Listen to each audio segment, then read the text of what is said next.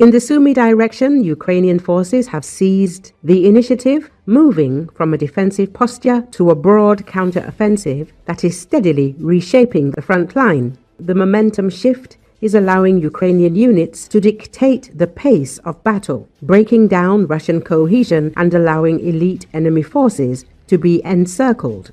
Recently, Ukrainian forces started successfully advancing near Kindrativka, Andriivka, Oleksiivka, Yablunivka, Yunakivka. Euromaidan Press media outlet recalls they have been supported by a series of airstrikes against Russian concentrations of forces and effective disruption of enemy reinforcement attempts, with the Russians trying to cross a local lake being targeted by drones. A Russian military analyst embedded with Russian forces in this sector reported that Russians are suffering from glaring issues with defensive cohesion. Fire coordination is ineffective against Ukrainian assaults. Requested reinforcements often never arrive. Counterattacks are delayed by several days. Ukrainian commanders are exploiting these weaknesses with precision, forcing Russians into a defensive posture they cannot maintain.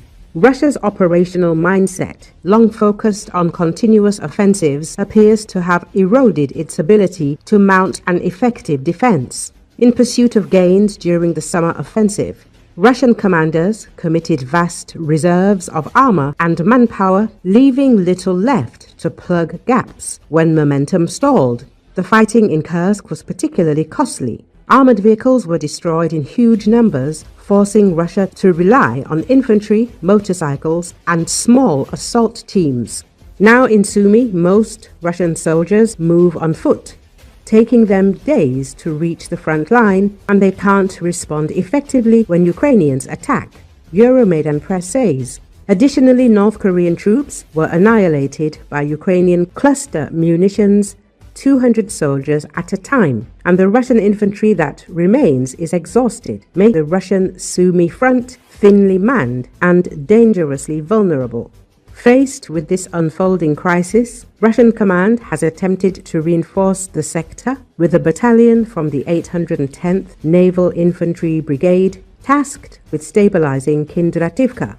Yet this solution may only compound the problem, as this Russian brigade suffered devastating losses during the Kursk battles and is now believed to be operating at only 35 to 45% of its nominal combat strength. Euromaidan Press reports, rather than deploying a cohesive, intact battalion, the likely reality is a composite force cobbled together from remnants of different units, a half-hearted measure that further undermines cohesion and interoperability. While these reinforcements may slow Ukrainian advances temporarily, they lack the depth and organization to mount a meaningful defense. Overall, in Sumy Oblast, the narrative has shifted entirely, and what began as a Ukrainian defensive effort has evolved into offensive momentum that is dismantling Russian positions piece by piece. For Russia, the situation is a bitter reversal, as it was just weeks ago that President Vladimir Putin himself issued aggressive statements about pushing into Sumy and even threatening the regional capital. Euromaidan Press says, without fresh reserves or a radical change in operational approach, Russia is poised to lose even more ground, and with it, any lingering credibility in its ability to threaten the city of Sumy again. Ukrainian defensive plans not only absorbed the initial Russian pressure, but have now turned the tide, enabling methodical counterattacks that are pushing Russian forces back across the sector.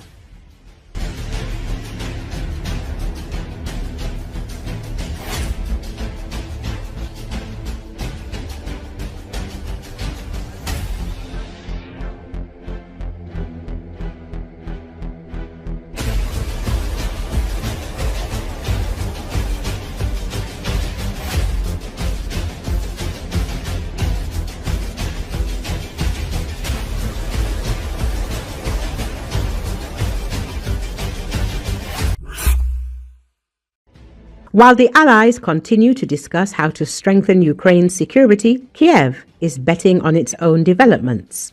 The Ukrainian company Firepoint Defense has presented the latest cruise missile Flamingo FP5, which has already been tested and is being prepared for serial production, Politico writes. The main feature of the Flamingo is its range of up to 3,000 kilometers and a warhead weighing over a ton. This means that the missile is capable of hitting any targets in the European territory of Russia. According to the company's CEO and technical director Irina Terek, the development took less than 9 months, from the first drawings to successful tests in real combat conditions. We didn't want to advertise this project, but the time has come. Flamingo can carry a 1,150 kilogram warhead and cover distances that our other missiles can't. At the same time, its speed is higher than that of previous models. Terek told Politico, "The unusual history of the name and appearance of the rocket deserves special attention. The first prototypes had a bright pink nose cone. This was a kind of symbol of the role of women in production. Subsequently, the color had to be replaced with a more practical one due to camouflage requirements. However, as Terek notes, the feminine handwriting in these designs was preserved." The missile has already become a subject of discussion not only among experts, but also in the Kremlin. Russian propaganda is trying to present the Flamingo as a copy of British models, but the fact remains that Ukrainian engineers have created a weapon capable of changing the balance of power in record time. As the missile undergoes combat testing, Moscow is increasingly trying to block any information about it. The West notes that the appearance of such weapons in Ukraine will seriously complicate the plans of dictator Putin to prolong the war. Flamingo can become a deterrent, since it strikes not only physically, but also psychologically, showing that Ukraine is capable of independently creating strategic weapons. According to Politico, the missile is already ready for serial production. More than 200 units have been produced to date, 211 pieces. Given the relative simplicity of the design and the high speed of production, the number of Flamingos in service with the Ukrainian armed forces is expected to increase.